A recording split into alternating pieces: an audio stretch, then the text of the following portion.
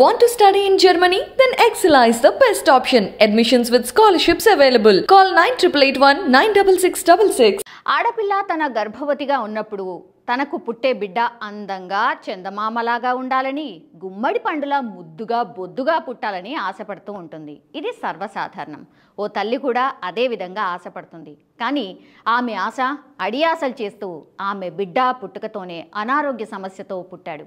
అది కూడా చాలా అరుదైన సమస్యతో పుట్టాడు.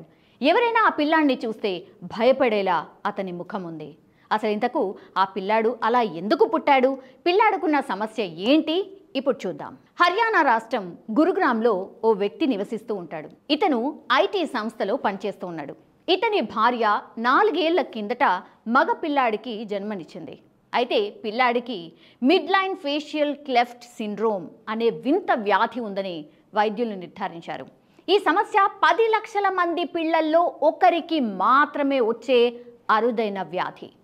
ఈ వ్యాధిలో పిల్లల ముఖం ఆకారం మొత్తం అసాధారణంగా ఉంటుంది. ముఖంకు మధ్యలో గ్యాప్ ఏర్పడి పెదవి, ముక్కు, అంగిలి అన్నీ చాలా దూరంగా విస్తరించి ఉంటాయి.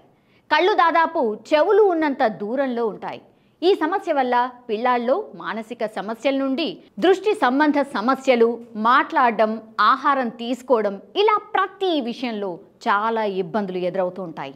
పిల్లాడి ముఖాన్ని మామూలుగా చేసేందుకు దాదాపు 10 మంది వైద్యులు 18 గంటల పాటు శ్రమించి సర్జరీ చేశారు. మొదట ఈ డాక్టర్లు 3D ప్రింటెడ్ మోడల్స్లో సర్జరీని మాక్ టెస్ట్ నిర్వహించారు. ఆ తర్వాత ఫిజికల్గా సర్జరీని ప్రాక్టీస్ చేశారు. సర్జరీ తర్వాత పిల్లాడిని 2-3 రోజుల పాటు వెంటిలేటర్ మీద ఉంచారు. ఆ తర్వాత సాధారణ వార్డుకు తరలించారు. పిల్లాడు సాధారణ స్థితికి రావడానికి 3 నుంచి 4 వారాల సమయం పడుతుందని వైద్యులు చెప్తున్నారు. కాగా పిల్లాడు ఈ సర్జరీ తర్వాత ఎంతో ముచ్చటగా కనిపిస్తున్నాడు.